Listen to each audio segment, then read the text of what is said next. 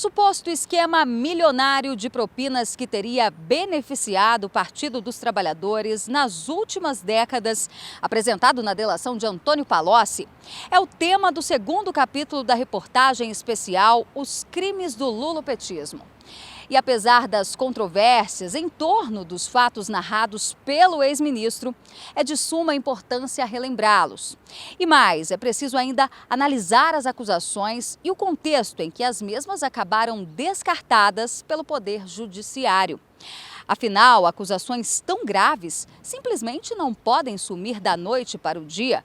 E o cidadão brasileiro tem o direito de tirar as suas próprias conclusões. Antônio Palocci contou o que sabia em diversos depoimentos à Polícia Federal no âmbito da Operação Lava Jato. Ele explicou como funcionava o esquema de Caixa 2 do partido, utilizado para financiar campanhas e tornar possível o plano de perpetuação no poder, além de enriquecer políticos, empresários e pessoas ligadas ao lulopetismo. Os métodos de desvios e corrupção utilizavam quase sempre a Petrobras e os contratos mantidos com as empreiteiras, além de obras públicas licitadas aqui e no exterior. O sigilo da delação de Palocci, com 86 páginas e 39 anexos, homologada pelo TRF4 em junho de 2018, foi quebrado em outubro do mesmo ano, por determinação do então juiz Sérgio Moro. Um ano depois, a Polícia Federal, entretanto, retirou a validade do documento, sob a alegação de que o petista não tinha apresentado provas consistentes de suas acusações, a não ser cópias de reportagens e matérias jornalísticas que demonstravam uma série de supostos crimes já em investigação ou em julgamento em outros processos, pois são as que apresentam provas que de fato nos interessam. Em uma das denúncias, Palocci disse que 3% dos valores destinados para a publicidade da Petrobras eram repassados para o PT desde 2002, quando Lula assumiu a presidência. Os esquemas foram citados em 2017 na delação premiada de Renato Duque, que foi diretor da estatal por 30 anos. Duque garantiu que Lula controlava o caixa da Petrobras e ainda que o interlocutor no primeiro contato com a presidência da República, em 2003, foi o então ministro do Planejamento, Paulo Bernardo. Segundo Duque, haviam várias formas de desvios. Uma delas, por exemplo, de propinas encaminhadas por empresas que participavam de licitações junto à Petrobras, as quais operava pessoalmente, com participação nos lucros. A delação de Duque bate com a de Palocci, quando o ex-diretor da Petrobras cita o ex-ministro como responsável pela administração da quadrilha, que cobrava 1% dos valores dos contratos entre a estatal e estaleiros. Uma parte ficava para os tesoureiros e para o próprio Renato Duque. A outra, que chegou a mais de 200 milhões de dólares, seria dividida entre o partido, Lula e José Dirceu. Era Palocci quem administrava este montante, o que foi confirmado depois por ele mesmo. Estaria o ex-ministro então realmente mentindo quando citou outros esquemas de corrupção no seio da empresa? Vale lembrar que as provas da delação de Renato Duque até hoje rendem investigações, apesar da justiça impor barreiras. Duque, aliás, o peixe pequeno no esquema, cumpre mais de 55 anos de prisão na soma de diversas penas. Teve milhões de reais em joias apreendidas, além de uma conta confiscada com um saldo de 20 milhões de euros no Principado de Mônaco. Já alguns tubarões permanecem livres. Mas há também outros pontos que não podem mais ser considerados sem provas.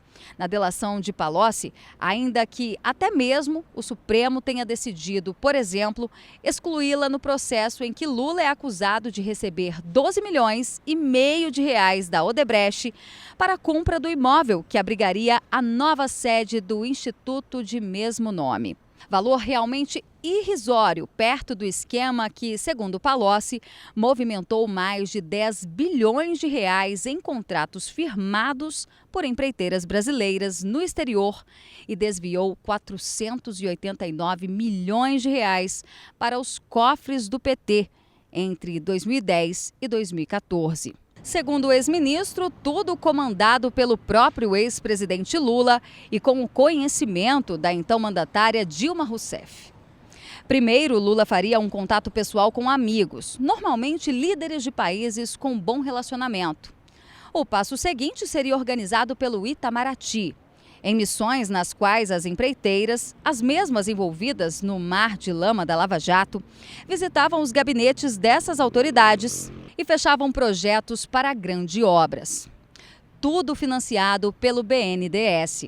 Após solicitação da liberação do dinheiro pela Camex, a Secretaria Executiva da Câmara de Comércio Exterior e a aprovação do próprio banco, presidido naquele período primeiro por Guido Mantega e depois por Luciano Coutinho. O BNDES, aliás, jamais foi acusado formalmente de qualquer ato ilícito nestes financiamentos, mas precisa ser citado, pois é parte essencial da materialidade das acusações de Palocci.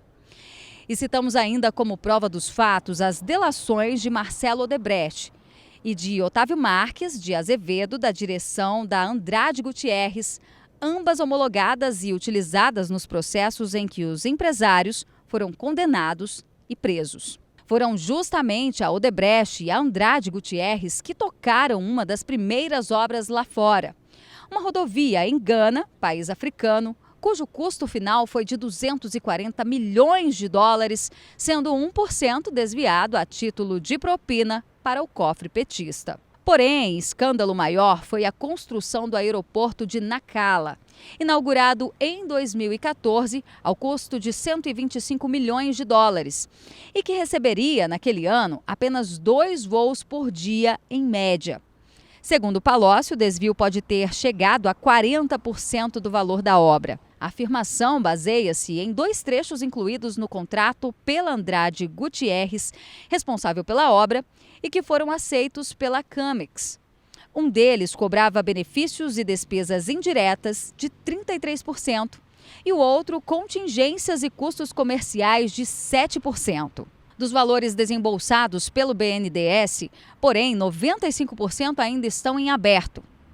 Um prejuízo de 37 milhões de dólares ao banco e que deve subir na medida em que as parcelas vencerem.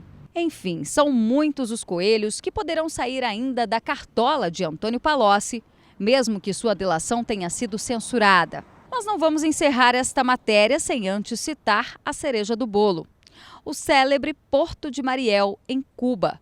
Obra iniciada pela Odebrecht e ainda em andamento no valor de 656 milhões de dólares. A primeira fase, inaugurada em janeiro de 2014, contou com a presença da então presidente Dilma Rousseff. Ela, segundo Palocci, teria sido beneficiada diretamente no conhecido repasse de 300 milhões de reais da Odebrecht para o Caixa 2 do PT, para o financiamento da campanha que garantiu a reeleição naquele mesmo ano. O que é negado veemente por Lula, Dilma e demais lideranças do partido na época, porém confirmado por Marcelo Odebrecht. Poderíamos seguir aqui por horas, citando as obras no exterior ou dentro de nossas fronteiras, cujos contratos trazem cláusulas escusas. Ou ainda os desvios em que a maior empresa brasileira, a Petrobras, acabou envolvida e também vítima de desvios bilionários. Poderíamos apresentar milhares de manchetes e reportagens de diversos veículos de comunicação realizadas nas últimas décadas, onde o lulopetismo ocupava o posto mais poderoso no país e executava o maior esquema de corrupção que se tem notícia. Mas corremos o risco de sermos calados, processados ou acusados de fake news.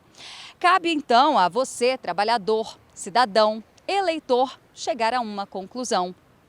Na sua opinião, quem está mentindo? Eu sou Berenice Leite, direto de Brasília, para a TV Jornal da Cidade Online.